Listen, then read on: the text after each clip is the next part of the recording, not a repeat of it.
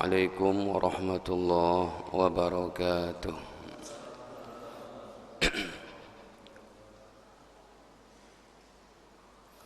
Alhamdulillah, alhamdulillahi rabbil alamin, wa bihi nasta'inu ala umuri dunya waddin. Wassalatu wassalamu ala asyrafil anbiya'i wal mursalin, Nabiyyina Muhammadin wa ala alihi wa sahbihi wa man ittaba'ahum bi ihsan ila yaumiddin, amma ba'd. Fa ya ma'syaral muslimin wal muslimat, usikum wa nafsi bi taqwallah, faqad fazal muttaqun. Qala Allah ta'ala: ya ayyuhalladzina amanu taqullaha haqqa tuqatih wa la tamutunna illa wa antum muslimun.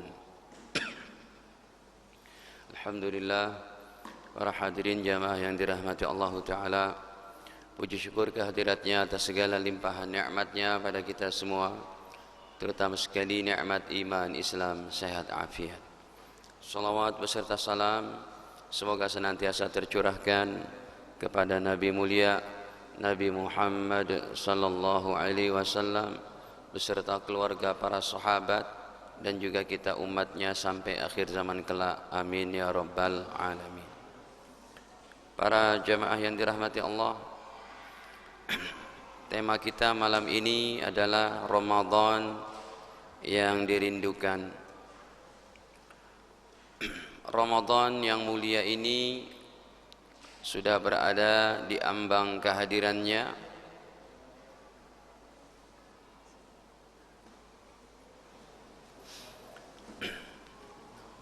yang mana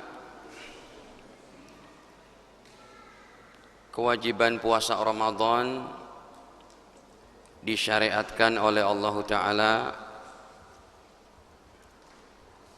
pada tahun kedua Hijriah.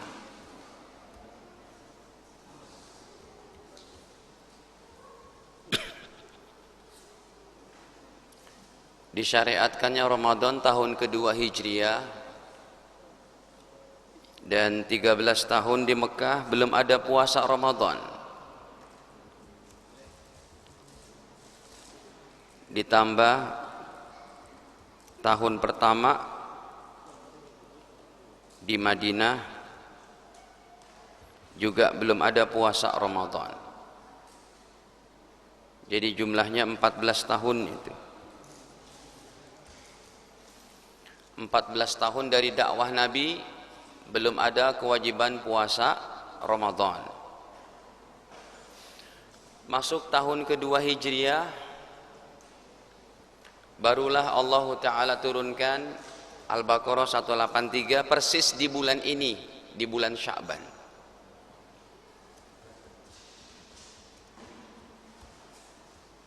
Diturunkan di bulan Sya'ban.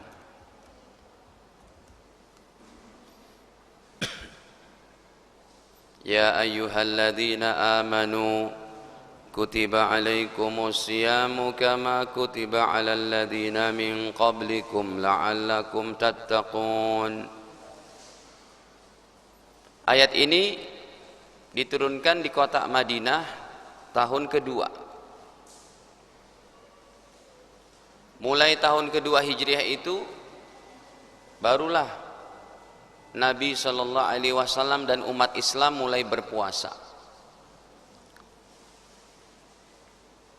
Kemudian hadirin,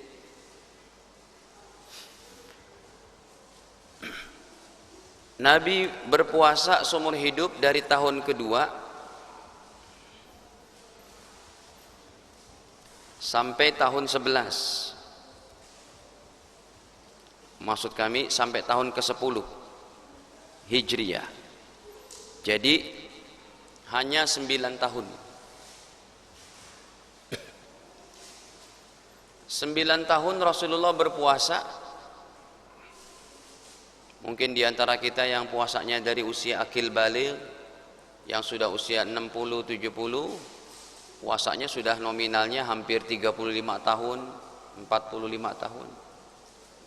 Nabi hanya 9 tahun berpuasa, tetapi kesan takwanya, imbas ketakwaannya bisa kita rasakan sampai detik ini.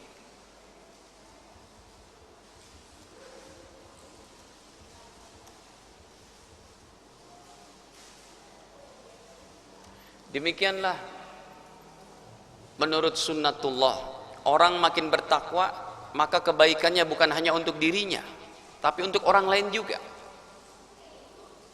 Inilah proses Ramadan yang kita rindukan, supaya membentuk jati diri seorang muslim yang bukan hanya dirinya baik, tapi dengan takwanya orang lain juga jadi baik dari sebab ketakwaannya.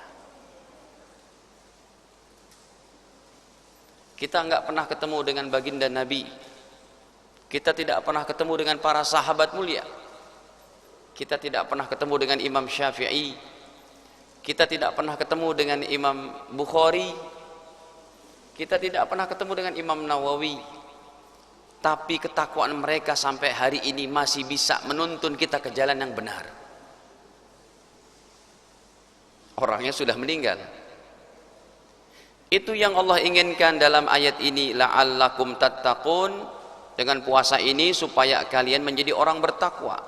Jadi betapa Ramadan prosesinya, exercise-nya, latihannya, susah payahnya, siang malam dia mengosongkan perut, malam hari munajat, berdiri tarawih, tahajud dan sebagainya. Rupanya bukan kebaikannya yang dirasakan untuk dirinya sendiri, hadirin, tapi untuk orang banyak. Sebab kalau orang menjadi orang bertakwa, dia baik, orang lain akan merasakan kebaikannya. Kayaknya jarang dibahas masalah Ramadan, takwa definisi seperti itu. Jadi begini, Ramadan yang dirindu ini supaya kita menghasilkan takwa. Takwa itu kalau definisinya menjalankan semua perintah Allah,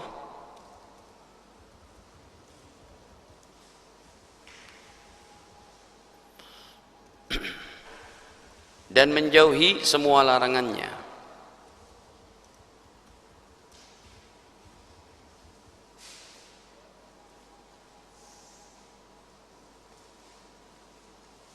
Kita tambah, karena secara fakta kehidupannya, orang-orang bertakwa ini selalu memberikan kebaikan kepada kita. Dari kitab-kitab karya tulisnya, dari hafalan hadisnya, dari kaidah-kaidah ilmu yang mereka buat, ya. Jadi dengan ketakwanya itu membuat orang lain mendapatkan kebaikan juga. Makanya takwa kita tambahkan, menjalankan semua perintahnya, jauhi semua larangannya, dan kebaikannya bisa dirasakan oleh orang lain,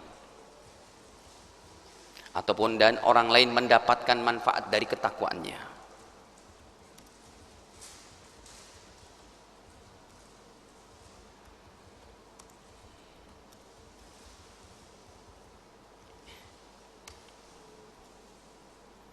Itu sudah sunatullah, hadirin.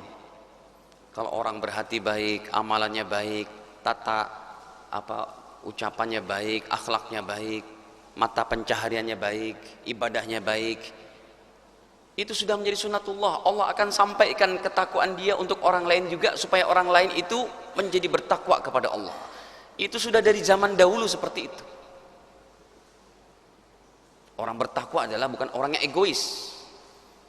Orang bertakwa bukan orang yang mau dirinya saja yang masuk surga.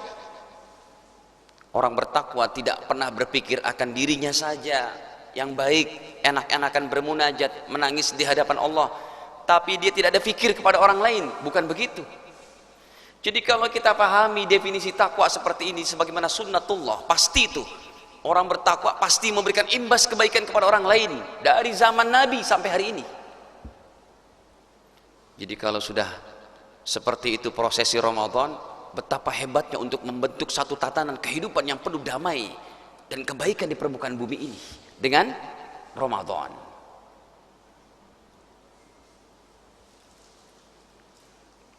Baik. Nah, hadirin para jamaah yang dirahmati Allah, pada ayat ini Ya ayyuhalladzina amanu, wahai orang-orang beriman, kutiba alaikumusiyam, diwajibkan ke atas kalian berpuasa, kama kutiba alal ladzina min qablikum. Sekarang kita bahas selanjutnya. Sebagaimana puasa diwajibkan ke atas orang sebelum kalian. Hadirin, Allah katakan ayat selanjutnya, puasa diwajibkan ke atas orang sebelum kita.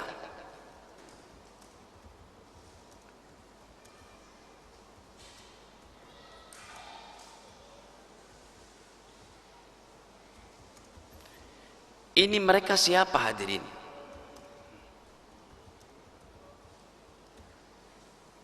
Sebagaimana puasa diwajibkan ke atas orang sebelum kalian, siapa mereka? Ya? Mereka adalah para nabi dan umat semuanya.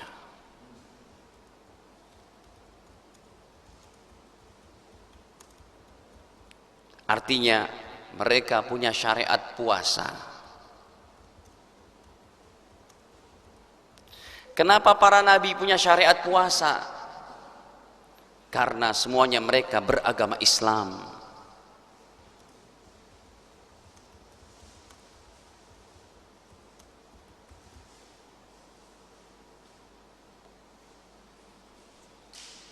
Coba kita buka tafsir Ibnu Katsirnya.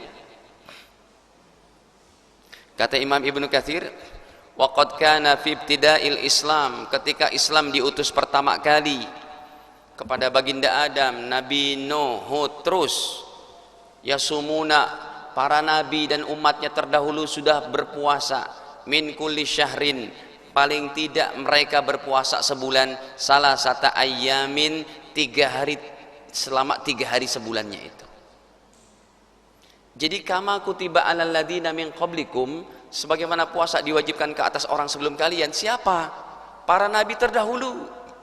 Mereka punya syariat puasa, sholat, zakat, karena mereka orang Islam.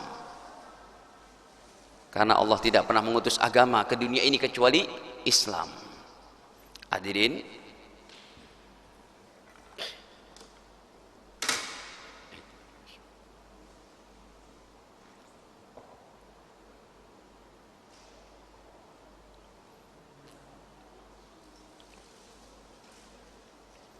para jamaah, kalau boleh saya tuliskan di sini, ayat ini yaitu Al-Baqarah 183 adalah ayat puasa beraroma akidah.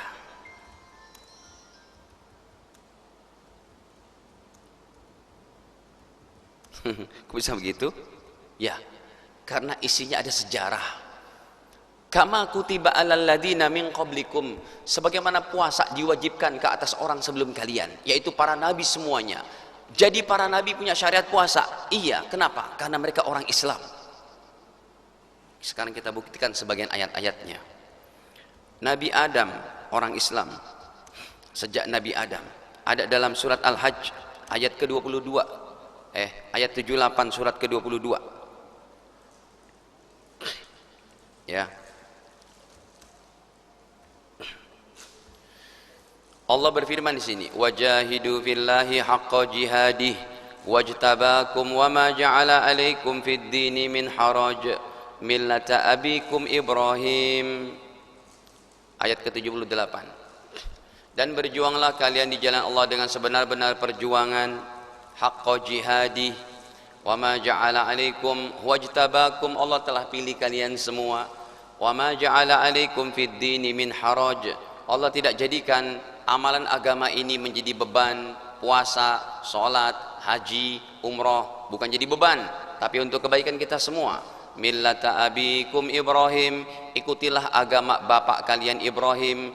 Huwa sammakumul muslimina min qablu, Allah Ta'ala telah memberi nama kepada kalian semua al-muslimin, orang-orang muslim, min qablu, sejak zaman Nabi Adam, sejak zaman dahulu Allah sudah kasih nama kalian muslimin. wa fi hadza, dan dalam Al-Quran ini juga umat terakhir umat Nabi Muhammad SAW. Setelah kita tidak akan ada nabi lagi, maksudnya setelah kita nggak bakal ada umat lagi, setelah Nabi Muhammad tidak akan ada nabi lagi, setelah kita yang ada adalah hari kiamat. Yang kedua,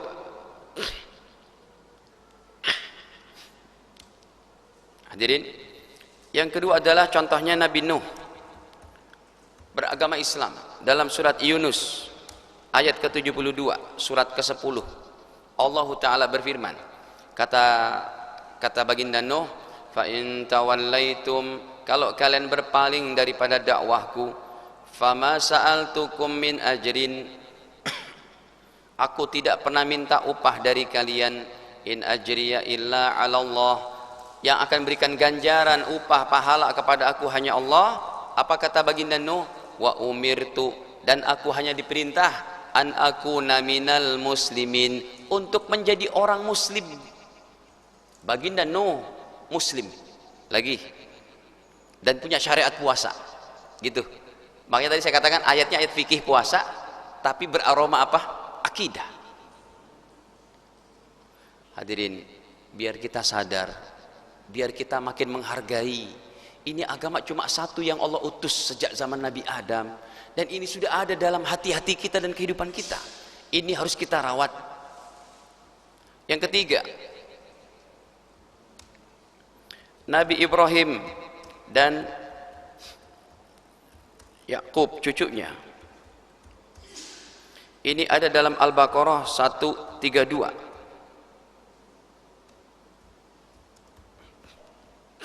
Allah Ta'ala berfirman, wa wassa biha Ibrahimu banihi wa Yaqub, dan telah berwasiat baginda Ibrahim dan baginda Yakub kepada putra-putra mereka, ya baniya, wahai putraku, innallaha astafa lakumuddin, sesungguhnya Allah telah pilih agama ini, agama Islam ini untuk kalian, fala tamutunna, jangan sekali-kali kalian mati, illa wa antum muslimun, beragama Islam. Yang keempat,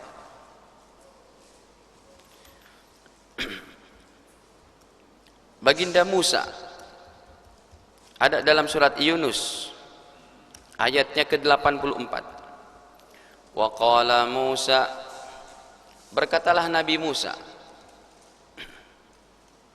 ya qaumi, wahai kaumku, in kuntum amantum billah, kalau kalian betul-betul beriman kepada Allah, in kuntum amantum billah, kalau kalian benar-benar beriman kepada Allah, kata Nabi Musa, fa alaihi tawakkalu, kalian harus berserah diri, bertawakal kepada Allah, in kuntum muslimin, kalau betul-betul kalian orang muslim. Ini perkataan Nabi Musa kepada Yahudi yang saat itu Bani Israel, Yahudinya masih sebuah marga, bukan agama Yahudi.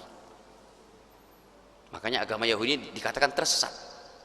Baik, selanjutnya yang kelima diantaranya Nabi Yusuf, baginda Yusuf alaihissalam, orang Islam. Dalam surat Yusuf surat ke-12 ayat 101, Rabbi qad ataitani minal mulk wa 'allamtani min ta'wilil ahadits fatiras samawati wal ard. Rabbi, ya Allah Tuhanku, kata baginda Yusuf, qad ataitani, engkau sungguh telah memberikan aku, minal mulki, dari kerajaan ini, dari kekuasaan ini, wa 'allamtani, dan engkau ajarkan aku, min ta'wilil ahadits, dari bisa mengartikan artian mimpi. Salah satu mukjizat baginda Yusuf bisa mengartikan apa? Mimpi-mimpi. Fatiras samawati wal ard, engkaulah pencipta langit dan bumi ini, anta waliyyi fid dunya wal akhirah, ya Allah, engkau adalah pelindungku dalam kehidupan dunia dan akhirat. Apa kata baginda Yusuf?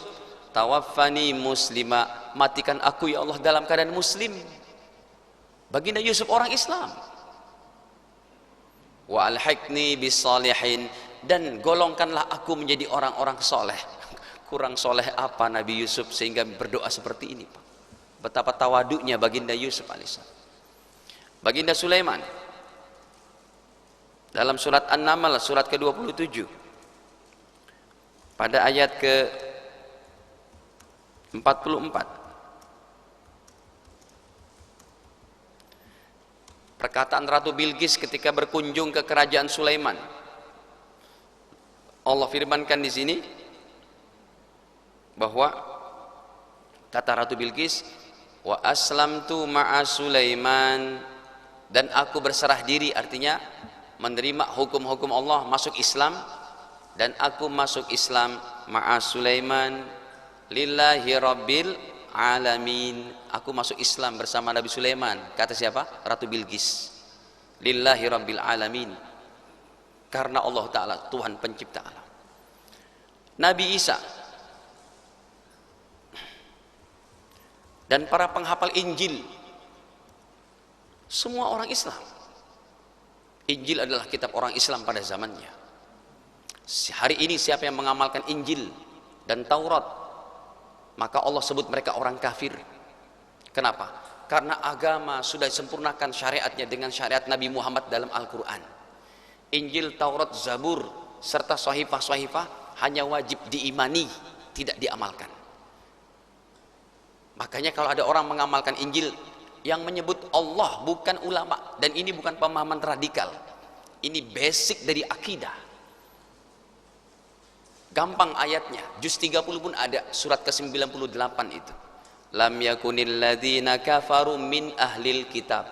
Orang-orang ahli kitab ini Yahudi dan Nasrani. Allah sebut ayat ke-6-nya mereka adalah orang kafir dan seburuk-buruk ciptaan.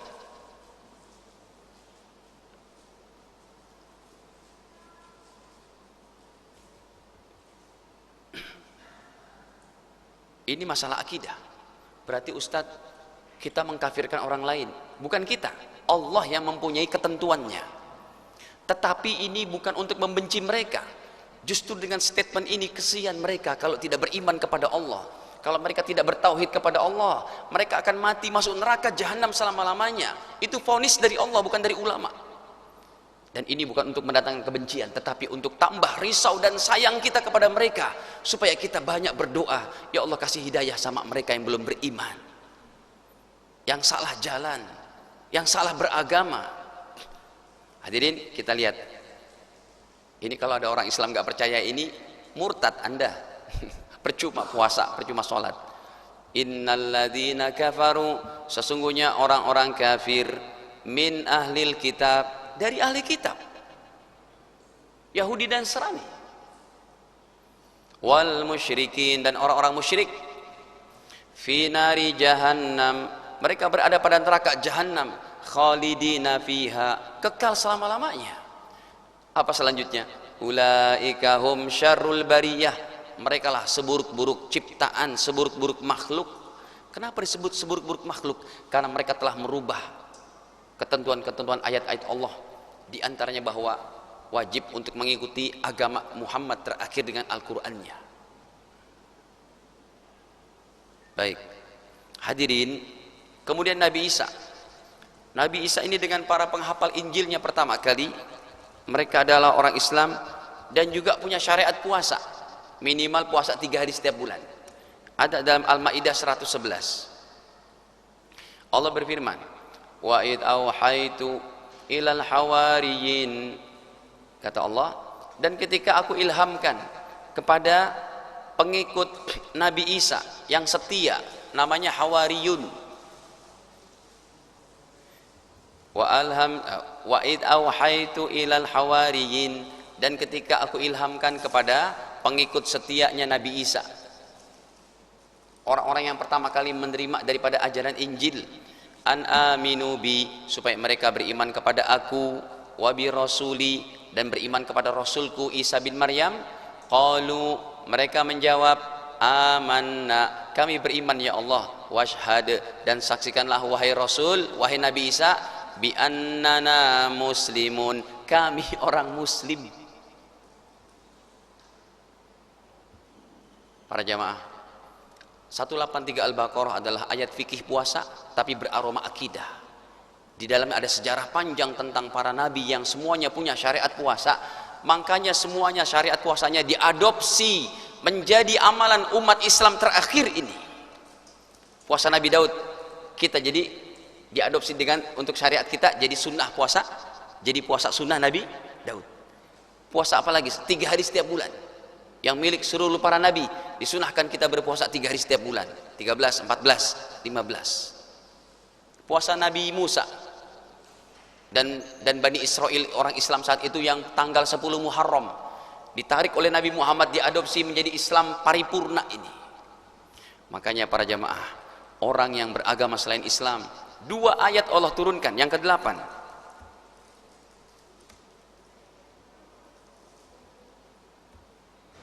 hadirin, yang ke-8 Allah turunkan penolakannya, penegasan dan penolakan. Ke-8 dan ke-9.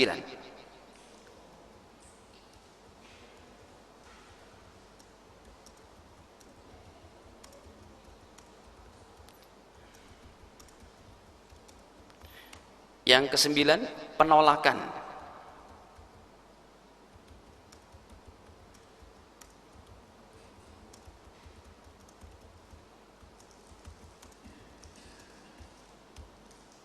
Coba kita buka Ali Imran 19-nya, ayatnya sangat terkenal. Inna dina indallahil Islam, terkenal sekali. Nih ayat 19. Inna dina indallahil Islam, sesungguhnya agama di sisi Allah, al-Islamu, hanya Islam. Ini penegasan. Yang nomor 9 penolakan. Ayat 85-nya kita buka. Wa may yabtaghi ghairal islami dina, dan siapa orangnya yang mencari agama selain Islam. Penolakan, Pak. Siapa yang mencari agama, menganut agama selain Islam, falay yuqbala minhu, tidak akan diterima selama-lamanya darinya. Wa huwa fil akhirati minal khasirin, dan di akhirat dia menjadi orang yang sangat merugi. Para jamaah yang dirahmati Allah, Ramadan yang mulia sudah diambang kedatangannya. Ya, sebelum kita masuk lebih lanjut, karena para jamaah, ini penting, tujuan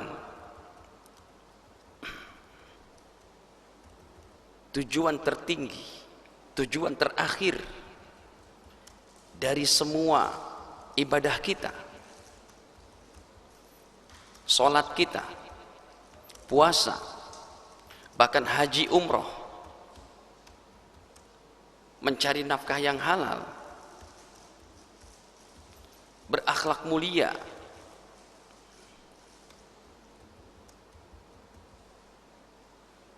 semua daripada aktivitas kita, hadirin, mau yang sifatnya yaitu hablum minallah atau hablum minan nas, yang sifatnya ibadah mahdhah atau ibadah tambahan, muamalah secara baik, muasyarah. Kalau muamalah itu hubungan yang berkenan dengan duit, jual beli, hutang piutang, pinjam meminjam, itu namanya muamalah. Kalau muasyarah adalah hubungan antara suami istri, istri dengan anak, dengan suami dengan anak-anaknya, keluarga dengan tetangga, dengan mertua, dengan besan, itu namanya muasyarah.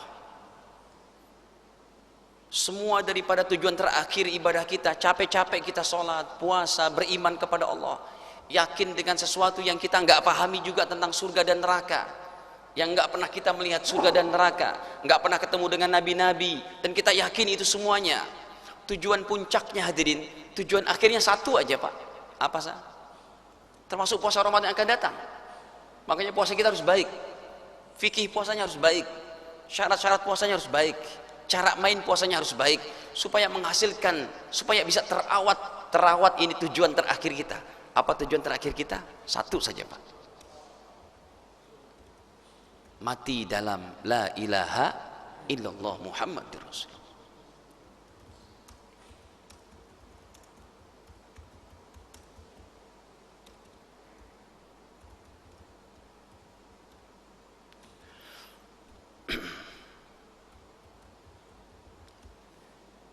Mati dalam iman dan Islam.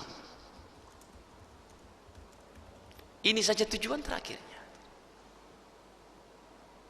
Nah, Bapak Ibu sekalian, makanya Siapa di antara kita yang masih punya hutang puasa?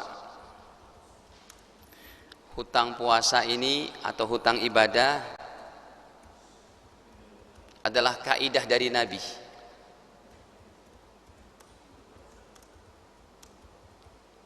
Hutang ibadah adalah kaidah dari Nabi, bukan statement ulama. Sengaja saya tuliskan biar Anda baca juga dan mudah untuk dihafal. Sebenarnya kalau saya nggak nulis-nulis juga lebih enak aja gitu ya. Tapi saya mau sebentar nih yang Bapak lihat bisa masuk, bisa dicerna gitu. Hutang ibadah itu bukan statement ulama, tapi langsung sabda Nabi.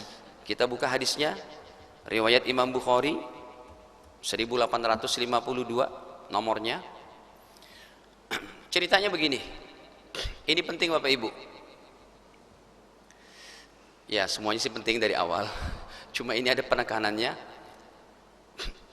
Telah datang seorang anak muda kepada Nabi, ibunya meninggal dunia, ibunya sakit, usianya tidak lansia, bukan 80 ke atas, usia masih 55, 60-an, sehingga jadi hutang puasa. Coba kita baca.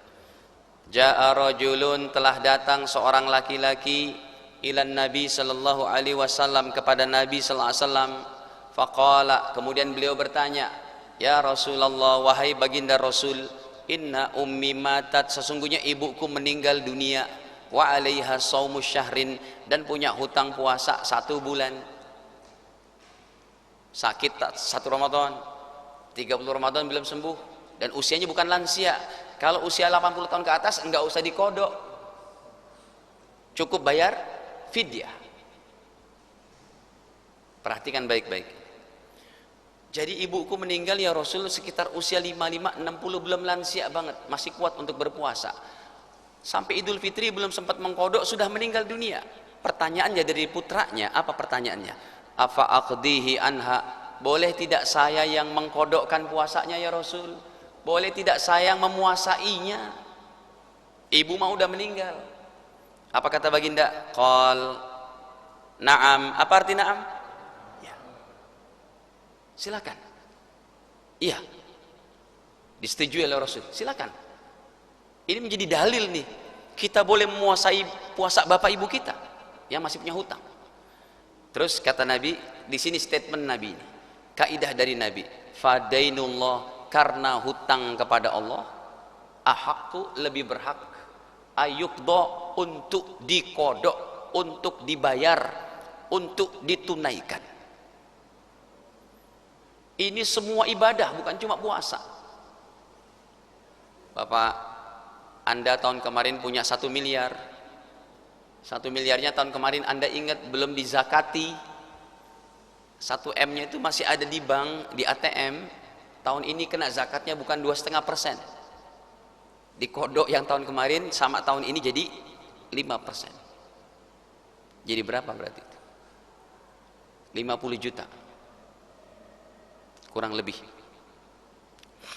Kan 2,5%-nya 25 juta. Ustadz, dulu saya malas sholat, wajib kodok. Orang yang menyatakan sholat nggak wajib dikodok, itu bukan pendapat salafus soleh, murid para sahabat. Murid para sahabat semua menyatakan, murid para sahabat dan tabi'in semuanya berpendapat bahwa wajib mengkodok sholatnya, kecuali orang yang meninggalkan sholat karena 5, menstruasi tidak mengkodok, nifas tidak mengkodok, anak kecil tidak mengkodok, orang gila tidak mengkodok, sama mu'allaf baru masuk Islam tidak mengkodok. Tapi laki perempuan dalam keadaan suci, sehat, males sholat, sibuk dengan dunia, setelah dia sadar wajib bertobat, dan tidak cukup bertobat, harus membayar hutangnya. Makanya jangan main-main dalam kehidupan ini Pak untuk malas ibadah, jadi hutang ibadah itu. Baik.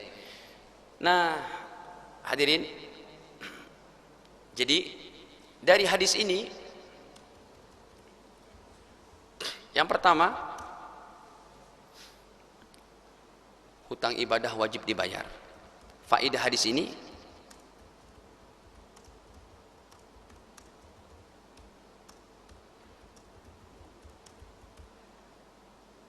Yang kedua, hadiah amalan orang yang hidup boleh dan sampai untuk mayit.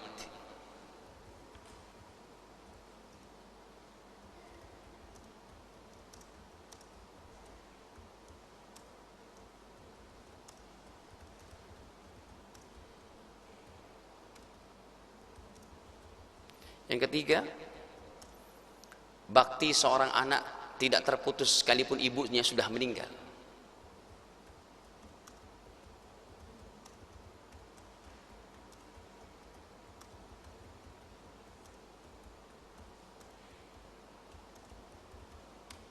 Yang keempat, puasa orang yang meninggal itu boleh dipuasai oleh keluarganya, bukan cuma anaknya saja.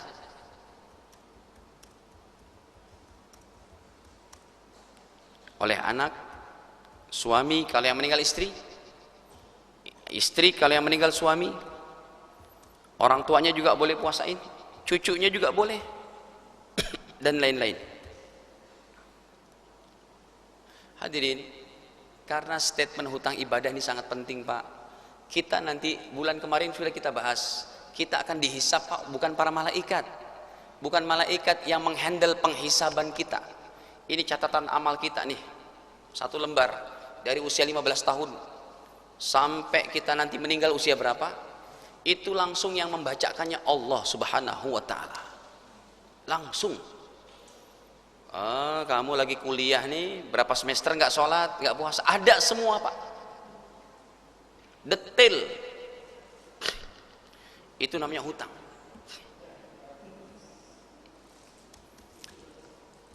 Hadirin, sebentar. Akhirnya ada sepasang suami istri datang ke saya. Kata suaminya, Pak Ustadz, istri punya hutang puasa 10 tahun.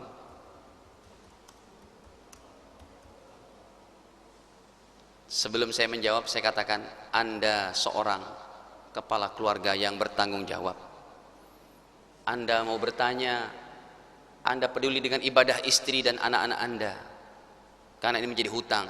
Saya apresiasi dulu, saya acung jempol, bagus kayak begini. Ini suami yang baik. Suami yang baik Pak, bukan cuma membelikan anaknya untuk kuliah, mobil, fasilitas dan macam, bukan cuma itu, tapi memperhatikan ibadahnya kepada anak istrinya. Saya katakan bagus. Iya Ustaz, sekarang 10 tahun. Coba ceritakan. Kami nikah tahun 2010 Ustaz. Istri umur 22 katakan. Saat itu nikah, istri hamil tidak puasa. Enggak kuat puasa. 2011 2012 masih menyusui Ustaz, enggak puasa juga. 2013 anak kedua. 2014 2015 masih menyusui Ustaz. 2016 anak ketiga. Dan begitu seterusnya, anaknya sampai 5 sampai 2020. Saya katakan baik. Ini cara terbaik. Jadi gimana Ustaz? Wajib mengkodok? Ya. Begini ketentuannya. Wanita hamil dan menyusui, yang pertama, bila dia tidak puasa, khawatir akan dirinya. Khawatir akan dirinya nggak kuat, bukan kepada si bayi. Yang kedua, dia khawatir kepada diri dan bayinya.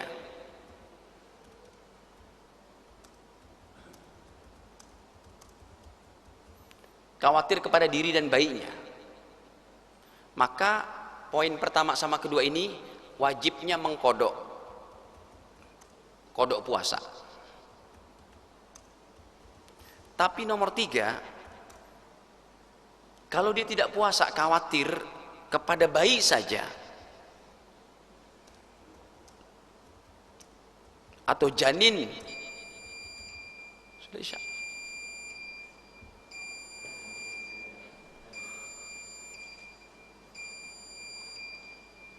Ya, kita break sejenak.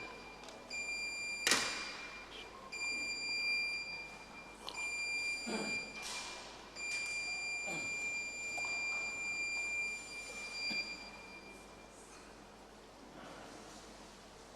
أكبر الله أكبر الله أكبر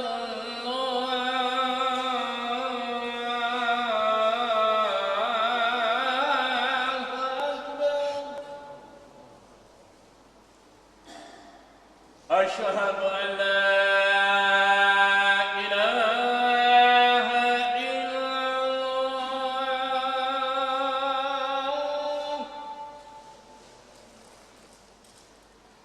أشهد أن لا إله إلا الله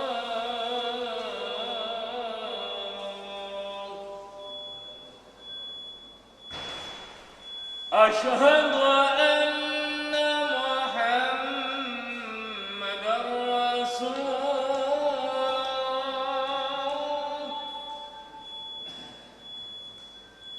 أشهد أن محمدا رسول الله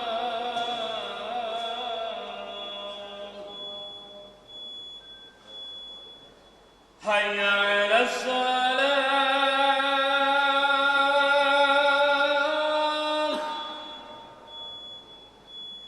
حي على الصلاة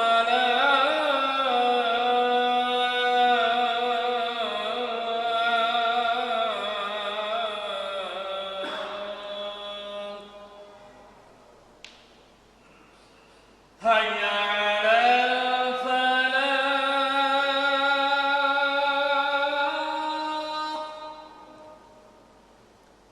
حي على الفلاح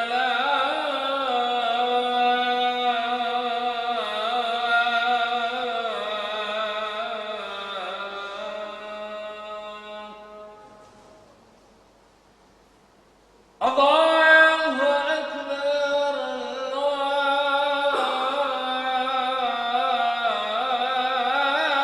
الله أكبر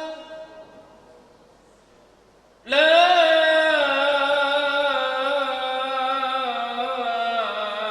إله إلا الله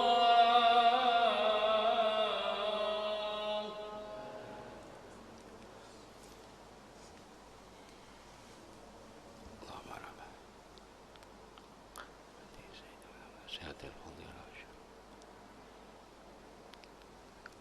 Nah hadirin, jadi kalau yang nomor 3 khawatir kepada bayi saja, ini wajibnya jadi 2, wajib kodok dan fidyah. Fidyah itu ukurannya adalah 675 gram. Kalau mau dibulatkan berarti 1 liter sudah dengan sodakohnya itu, supaya gampang hitungnya 1 liter. Ini dibulatkan lebih gitu ya. Ya kalau mau ngitung 7 on kurang silakan, tapi saya katakan 1 liter supaya gampang di apa? Baik.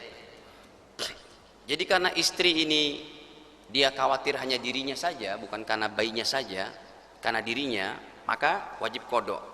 10 tahun berarti 300 hari. Sekarang istri umur berapa? Umurnya Ustadz baru, karena 10 tahun 32, relatif muda, wajib kodok. Bagaimana Ustadz 300 hari mengkodoknya? Ingat kaidah Nabi tadi, hutang ibadah wajib dikodok, dibayar. Nah ini makanya saya acung jempol, suami ini peduli. Akhirnya saya katakan, gak, caranya mudah ya.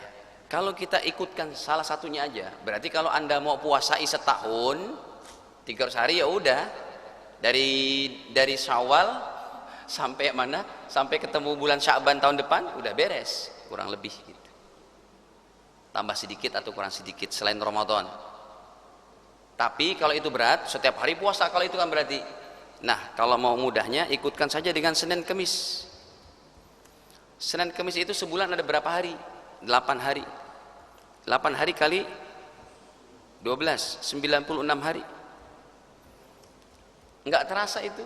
Senin Kemis, tapi niatnya saya niat puasa qada. Nawaitu qada Ramadan fardhon lillahi ta'ala. Saya niat qada Ramadan. Berarti 300 hari kalau dia ikutkan Senin Kemis kan enggak terasa tuh. Senin Kemis, tapi niatnya qada. Maka cukup dalam jangka waktu 3,5 tahun sudah selesai. Ya. Nanti lain cerita kalau dia nambah anak ke-6, anak ke-7. Lain cerita lagi itu. Baik.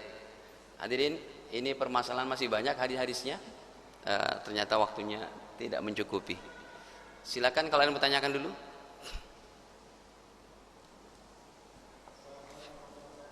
Waalaikumsalam.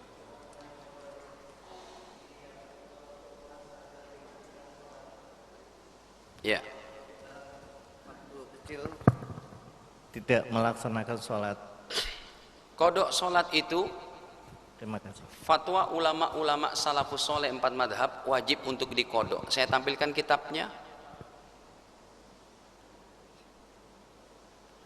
Kata para ulama, sekalipun dia pernah meninggalkan sholat selama 50 tahun. Perhatikan kalimatnya. Ini bukan dari saya. Karena di sana ada orang bilang kodok sholat yang terdahulu itu bid'ah. Bid'ah dari mana? Itu fatwa ulama salafus soleh. Anda siapa berani mengklaim bid'ah kayak begitu? Berapa ribu Anda hafal hadis? Ini saya tampilkan. Kitabnya pun saya tampilkan, kitab ulama Saudi, Syekh Shalih Utsaimin. Ini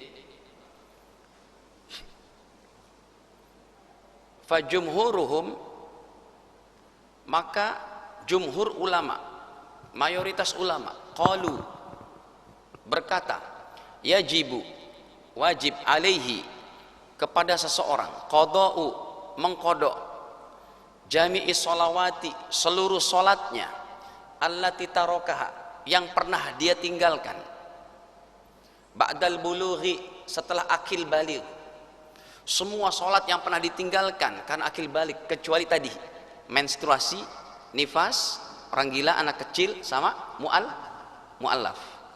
Jadi kalau mu'allaf baru masuk Islam jangan suruh kodok, Pak, nanti ketakutan dia. Ini orang yang Islam dari keluarganya kecil dari lahir udah Islam. Siapa yang pernah meninggalkan solat setelah usia akil balik, walau kanat, sekalipun solat yang pernah ditinggalkan, aksar, lebih banyak, min khamsina sanatan, dari 50 tahun, wajib untuk dikodok. Wahada madhab Malik, ini adalah fatwanya Imam Maliki, kelahiran 93 Hijriah. Wa Abi Hanifah, Imam Hanafi, kelahiran 80 Hijriah. Wa Syafi'i, dan Syafi'i imam kita, kelahiran 150 Hijriah. Wa Ahmad, dan Imam Ahmad atau Imam Hambali, kelahiran 169 Hijriah. Fajami'u haula'il a'immatil arba'ah, maka semua ulama yang 4 madhab ini muttafiquna, sepakat, ala annahu yajib, dalam hal ini adalah wajib, alaihi, kepada seorang ini yang pernah ninggalin sholat, qada'u ma fatahu, mengkodok semua sholatnya sekalipun 50 tahun. Caranya gimana Ustadz? Ya sudah, caranya habis subuh, sebelum subuh kodok dulu, sebelum zuhur kodok dulu, sebelum asar kodok dulu, terus dihitung sampai berapa tahun yang pernah dia tinggalkan.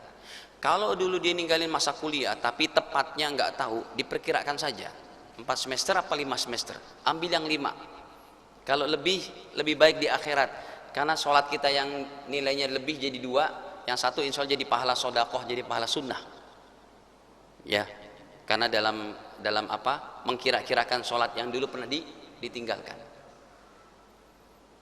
Boleh juga dikumpulkan satu waktu, setiap sholat duha dia sholat subuh, zuhur, asar, maghrib, isya, catat tahun 81 gitu.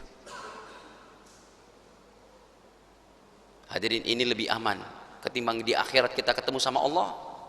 Ini hutang, mana hutangnya? Ingat kaidahnya, setiap ibadah yang tidak ditunaikan jadi hutang. Hadis Bukhari 1852. Karena hidup kita memang untuk ibadah, makanya jangan main-main dengan ibadah. Kalau ada pemerintahan Islam di satu daerah, orang yang nggak sholat, kalau nggak mau sholat, bisa murtad dan wajib dibunuh.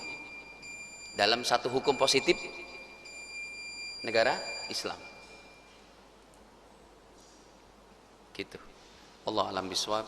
Semoga Allah Ta'ala mudahkan kita untuk mengamalkan bulan suci Ramadan, menggapai ketakwaan, dan menjadi diri kita menjadi orang yang baik, dan menjadikan orang lain juga menjadi orang yang baik. Amin ya rabbal alamin. Al-afu minkum. Kita tutup saja dengan kafarah majlis. Subhanakallahumma bihamdik, syahadu an la ilaha illa anta astaghfiruka wa atubu ilaik. Wassalamualaikum warahmatullahi wabarakatuh.